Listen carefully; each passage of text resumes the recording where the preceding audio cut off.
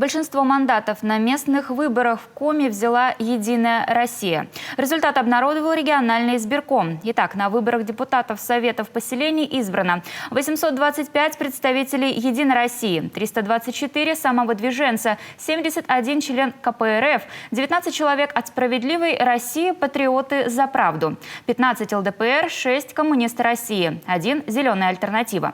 В избиркоме отметили, что 3 мандата останутся незамещенными, поскольку избранные кандидаты в Совет Печоры и сельские поселения Большелуг и Воман отказались от мандатов из-за того, что одновременно были избраны в Совет района и на должности глав поселений. При этом сформированный депутатский состав этих советов останется в правомочном составе. Дополнительные выборы не требуются.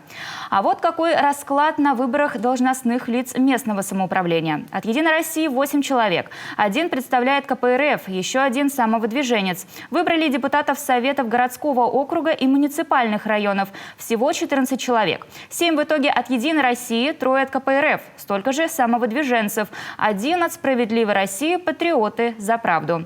Ориентировочная дата проведения выборов главы сельского поселения Земстан Усть-Коломского района и депутатов Совета сельского поселения Гурьевка Прилузского района 14 ноября 2021 года.